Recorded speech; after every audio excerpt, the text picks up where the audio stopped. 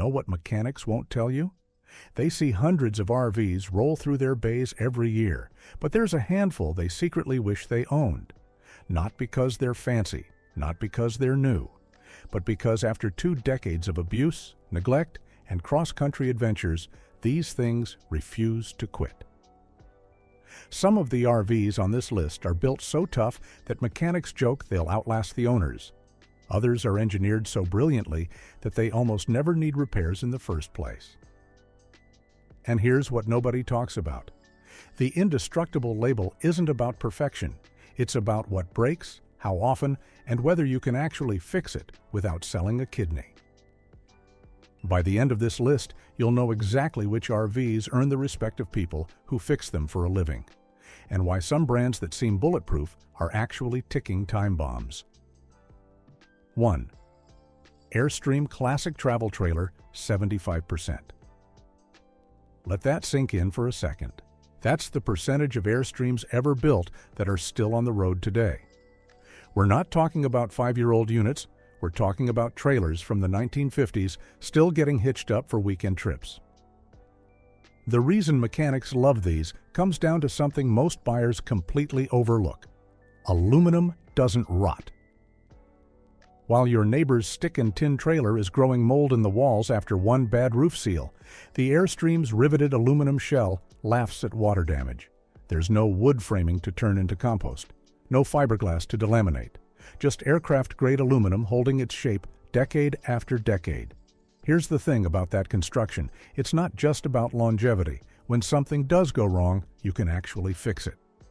The design is shockingly simple compared to modern RVs packed with computerized everything. Mechanics will tell you they'd rather work on a 30-year-old Airstream than a 3-year-old mass-market trailer because they don't need a degree in electrical engineering to diagnose problems. The cult following isn't marketing hype. There's a reason vintage Airstreams sell for more than brand new trailers from other manufacturers. A 1970s model in decent shape commands $20,000 to $40,000. A restored classic? You're looking at $60,000 or more. That's not depreciation, that's appreciation. But here's what really matters. When you eventually sell it, you're not losing 40% of your money in the first 3 years like you would with almost any other trailer. The resale value stays strong because the next buyer knows exactly what they're getting, a trailer that'll probably outlive them too. The downsides are real though. That aluminum shell dents if you look at it wrong. The ride can be bouncy compared to modern suspension systems.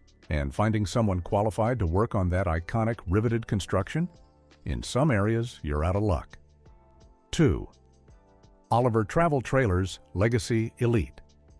2. A guy once told me his Oliver survived a hailstorm that totaled his truck parked next to it. Not a single leak, not even a dent that mattered. That's the kind of story you hear constantly from Oliver owners, and it drives home why mechanics put these near the top of their lists. The secret is fiberglass. But not the thin gel coat over plywood garbage you see on most trailers. Oliver uses a molded fiberglass shell, like a boat hull, that's bonded into one continuous piece. There are no seams to leak, no caulk lines to fail, no wood hidden inside, waiting to rot the first time moisture finds its way in. Mechanics love working on these because they almost never have to. The typical problems that keep RV repair shops in business, water damage, delamination, roof leaks, basically don't exist with Olivers. One tech told me he's seen 15-year-old Olivers with 0 structural issues, while trailers from the same year made by other brands were already write-offs. The build quality goes deeper than the shell. We're talking residential-grade plumbing instead of the cheap RV stuff that cracks when temperatures drop. Real hardwood cabinets with dovetail joints, not stapled particle board. Thick insulation that actually keeps the thing comfortable in extreme weather. These trailers are built in Indiana by people who seem to take it personally if something fails. Now for the part that makes people wince, new Olivers start around $80,000 for a smaller model and climb past $100,000 for the Legacy Elite 2. That's serious money, but here's the math that changes everything. After 10 years, that Oliver is still worth $60,000 to $75,000. The mass-market $40,000 trailer you bought instead? It's worth maybe $15,000 if you're lucky, and that's assuming the walls haven't started rotting. You're essentially renting the cheaper trailer and paying for the privilege of watching it fall apart. The Oliver? You're borrowing it from the next owner. 3. Escape trailer. 21 feet with fiberglass construction. Most people shopping for a small trailer focus entirely on floor plans and miss what actually matters. The Escape is proof that you don't need to spend six figures to get a trailer that mechanics actually respect. Picture this: a sub-$60,000 travel trailer that uses the same molded fiberglass construction philosophy as rigs costing twice as much. No wood framing, no rubber roofs to replace every decade. Just a one-piece fiberglass shell that's going to look basically the same in 20 years as it does today. The genius is in what they left out. There's no slide out to leak, bind, or drain your battery, no complex leveling systems to fail, no fancy electronics that become obsolete before you finish paying off the loan. It's almost boring in its simplicity, and that's exactly why mechanics love them. Owner forums are full of stories about Escapes with over 100,000 miles of travel showing minimal wear. That's not normal for travel trailers. Most are ready for the scrapyard at that mileage. The difference comes down to weight distribution and build integrity. At around 3,000 pounds, these trailers aren't stressing their frames or axles like heavier units do. The 21-foot model hits a sweet spot where you can tow it with a half-ton truck without breaking a sweat, but you're not sacrificing livability. Full bathroom, real kitchen, comfortable sleeping for 2 adults. Everything you actually need, nothing you don't. Mechanics point out one more thing casual buyers miss: parts availability. Because Escape uses standard RV components for appliances and systems, you're not hunting for proprietary parts when something needs replacing. Any competent RV shop can handle repairs without ordering special components from Canada and waiting 3 months. Does it have the name recognition of an Airstream? Nope. The sexy aluminum aesthetic? Not even close. But it does have something better: a reputation among the people who fix RVs for a living as one of the smartest buys in the industry. 4. Winnebago. Revel 4x4. Here's a test. Ask any Class B owner what they'd buy if money were no object and they needed something truly go-anywhere capable. The Revel comes up so often, it's almost suspicious. This isn't your grandfather's Winnebago. Built on the Mercedes-Benz Sprinter 4x4 chassis, the Revel is basically a Swiss Army knife on wheels that happens to be built tough enough to survive actual off-grid adventures. The 4x4 system isn't just marketing, it's a legitimate four-wheel drive setup with enough clearance to handle forest service roads that would bottom out most RVs. What mechanics love is the drivetrain reliability. The Mercedes 3.0-liter V6 turbo diesel is the same engine that powers commercial delivery vans, racking up hundreds of thousands of miles. It's proven, parts are available, and any mechanic familiar with Sprinters can work on it. You're not dealing with some proprietary RV chassis that only 3 shops in the country know how to fix. The battery system deserves attention. We're talking about 200 amp-hours of lithium power with 3,000 watts of inverter capacity. That's enough to run off-grid for days without generators or hookups. Solar panels on the roof keep everything topped off. For people who actually use their RVs beyond campground hopping, this setup is game-changing. Winnebago's build quality on the Revel is shockingly good compared to their mass-market motorhomes. The interior uses marine-grade materials that handle moisture and temperature swings. The overhead storage system is clever and functional. Even the gear garage in back, where you can stash bikes, kayaks, or whatever, feels purposeful rather than like an afterthought. A new Revel runs $175,000 to $200,000 depending on options. That's serious money for a 21-foot van. But 3-year-old models are still selling for $140,000 to $160,000. The depreciation curve is gentler than almost any other Class B because demand stays strong and these things hold up to use. The hardcore off-road crowd will point out you can build a custom 4x4 Sprinter conversion for less money. They're right, but you'll never build one with Winnebago's factory warranty, nationwide service network, and proven track record. That peace of mind, that's what you're really paying for. 5. Lance 2465. Travel trailer, I can already see the comments. Lance, my cousins had nothing but problems. Here's the reality. Lance makes about 30 different models, and quality varies wildly depending on what you buy. The 2465? That's where they got serious. This is Lance's response to the fiberglass revolution happening in the trailer world. The 2465 uses their premium construction with a one-piece fiberglass roof, aluminum-framed walls, and a structural design that doesn't rely on the roof for rigidity. Translation, when seals eventually fail, and they will on any RV, your trailer isn't going to collapse like a wet cardboard box. Mechanics specifically call out the 2465's dual axles and robust frame as reasons it holds up better than single-axle trailers over time. The weight distribution is balanced. The suspension can actually handle the payload without sagging after a few years. These seem like basic things, but you'd be shocked how many manufacturers cheap out on frame engineering. The build philosophy here is strong enough without being overbuilt. At around 6,000 pounds dry weight, you need a 3/4-ton truck to tow it properly, but you're getting real living space, a separate bedroom, a bathroom with a real shower, a kitchen that's actually functional. This isn't some cramped penalty box. One feature mechanics appreciate: the underbelly is completely enclosed and heated. Your tanks and plumbing are protected from the elements and less likely to freeze in cold weather. Most trailers just leave everything exposed and hope for the best. The price point lands around $55,000 to $65,000 new, which puts it firmly in mid-range territory. Not cheap, but not absurd. 5-year-old models in good shape still fetch $35,000 to $45,000. That's depreciation you can live with.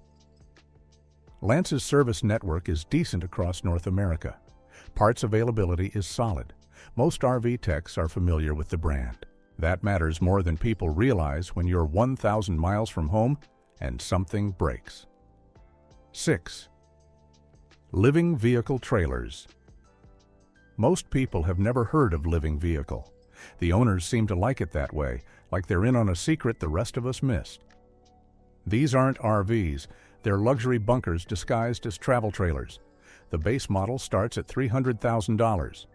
The top-tier setup? You're flirting with $500,000 for a trailer. Let me tell you why mechanics think they're worth discussing anyway. The construction is aerospace-grade everything. Insulated to R50 in the walls and ceiling. That's better than most houses. The electrical system is designed for true off-grid living with massive lithium battery banks, solar arrays that make sense, and power management that doesn't require an engineering degree to operate. Everything is built to military specifications because the founder apparently got tired of normal RVs falling apart. Mechanics who've worked on these describe them as the only RVs where I'm actually impressed by the engineering. The plumbing is pressure tested beyond industry standards. The climate control system uses a heat pump that works down to -10 degrees Fahrenheit. The build tolerances are tight enough that you don't get the typical RV rattles and creaks. Here's what really separates these from the pack. Living vehicle warranties the structural integrity for 15 years. Not the appliances, the actual trailer structure. No other manufacturer does this because their trailers would never survive that long. These? The company is betting they will. The owner community is small but fanatical. Resale values are holding strong because production is limited and demand from people who want the absolute best is steady. A 3-year-old living vehicle might lose 15% of its value. A comparable luxury trailer from a mainstream brand? Try 40% to 50%. Is this practical for normal people? Absolutely not. But if you want to understand what's actually possible when a company refuses to compromise on anything, this is it. Every other RV manufacturer could learn from what Living Vehicle is doing, but they won't because the mass market demands cheap more than it demands quality. And here's where most buyers get burned. They spend $150,000 on a luxury fifth wheel from a big-name brand thinking they're getting quality, when they're really getting leather furniture and fancy lighting in the same stick and tin construction that plagues $40,000 trailers. Living Vehicle proves you can actually build something that'll last if you're willing to engineer it properly from the start. 7. Pleasureway Lexor Class B. Speaking of engineering, this next one takes a completely different approach to durability and somehow lands in the same place. Mechanics love them. The Pleasureway Lexor is built on a Chevrolet Express chassis, which immediately makes mechanics smile. Parts are everywhere. Any shop that works on American vehicles can handle drivetrain issues. You're not waiting for proprietary components or specialized techs. That accessibility matters enormously over the lifetime of an RV. Pleasureway's construction method is old school in the best way. Vacuum-bonded fiberglass walls with aluminum framing, one-piece fiberglass roof, marine-grade components throughout. They've been building Class Bs since 1986, and their manufacturing process hasn't changed much because it works. The Lexor specifically uses a clever floor plan that maximizes usable space without cramming in features that'll break. The kitchen is functional. The bathroom actually fits an adult human. The bed doesn't require a 15-minute furniture transformation. Everything feels purposeful rather than like a compromise. One mechanic described Pleasureways as boring in the best possible way. Nothing flashy, nothing cutting edge. Just solid materials assembled correctly by people who've been doing this for decades. The failure rate on these is remarkably low because there's not much to fail. The electrical system is straightforward: house batteries, an inverter, shore power capability, and that's about it. No complex control panels with touchscreens that'll be obsolete in 3 years. The climate control is effective without being exotic. Appliances are standard RV brands that any shop can service. Pricing runs $150,000 to $170,000 new for a Lexor, which is competitive for the Class B segment. Used models hold value reasonably well. A 5-year-old Lexor with normal mileage still commands $90,000 to $110,000. The biggest knock against Pleasureway is they're not trendy. You won't get Instagram likes for owning one. The interiors are functional but not show-stopping. If you need external validation for your RV purchase, buy something else. If you want something that'll reliably get you down the road for the next 15 years, pay attention. 8. Bigfoot Travel Trailers. Unlike the previous entry, Bigfoot trailers are weird.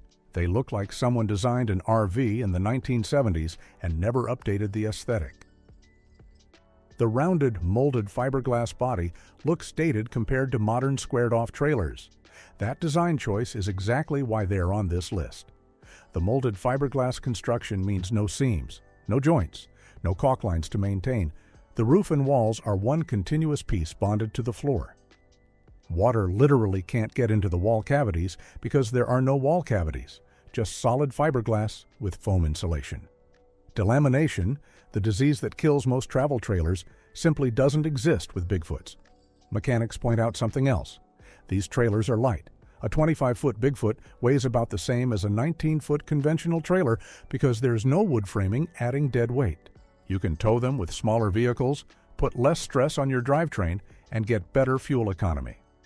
Over years of use, that weight savings reduces wear on every component.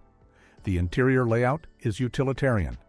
Nobody will mistake a Bigfoot for a luxury trailer. But the cabinets are real wood. The dinette doesn't wobble. The fixtures are standard components that any hardware store carries.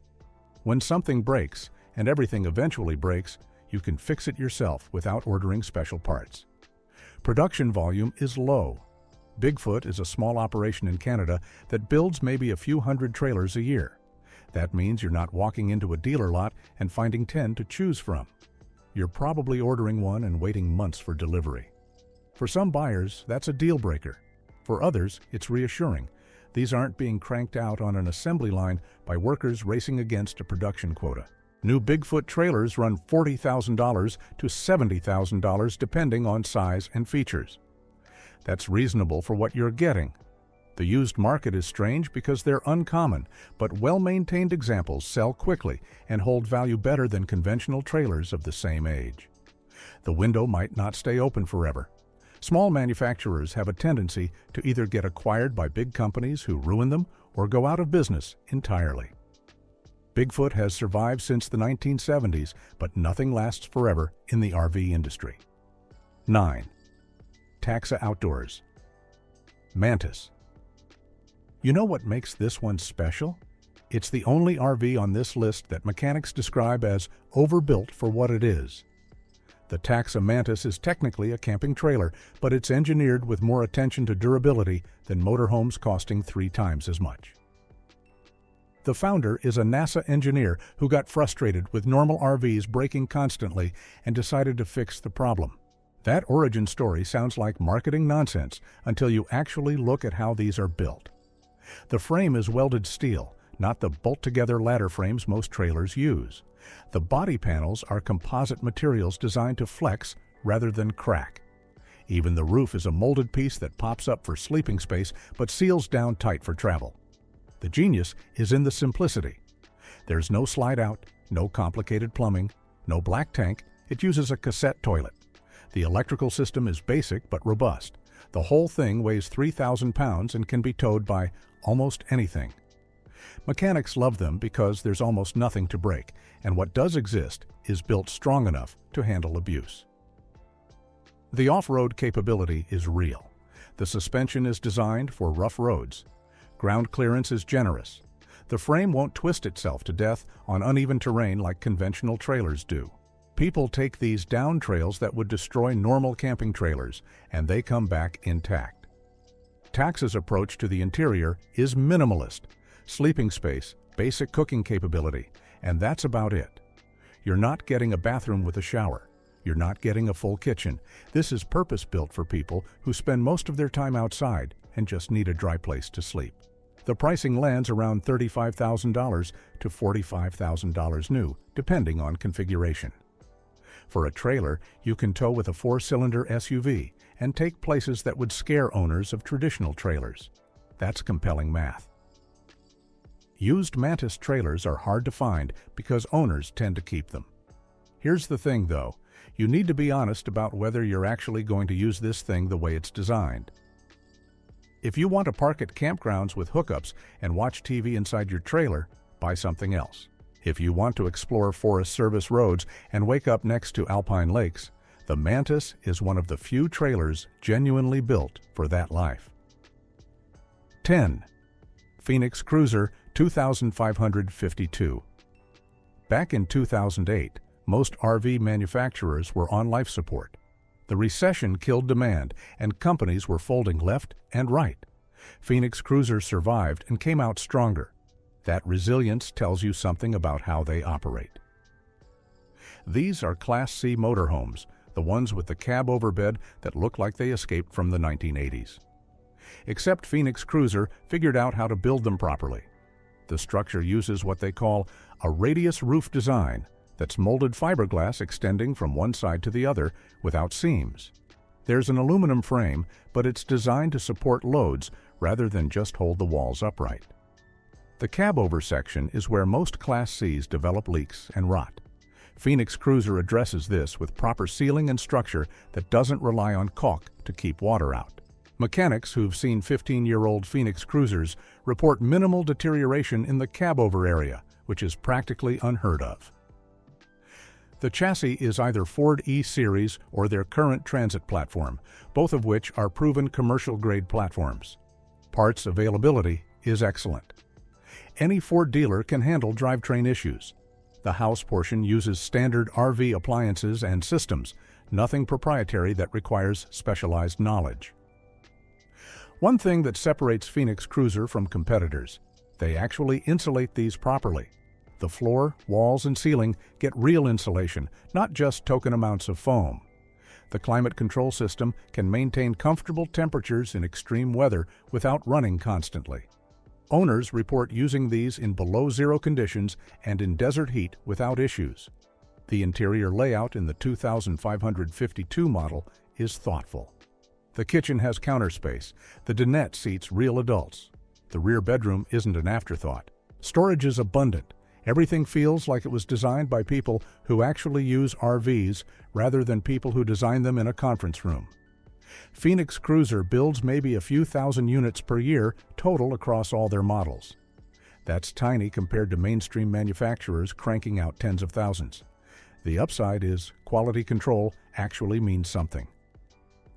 The downside is dealer availability is limited, and finding a used one in your area might require patience. New 2552 models run $130,000 to $150,000 depending on chassis and options. That's not cheap for a Class C, but 5-year-old examples still sell for $80,000 to $100,000.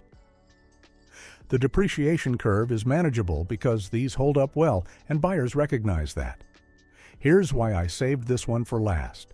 Phoenix Cruiser represents what the entire RV industry could be if manufacturers cared more about durability than quarterly production numbers. They're proof that you can build something that'll actually last without charging luxury brand prices or requiring exotic materials.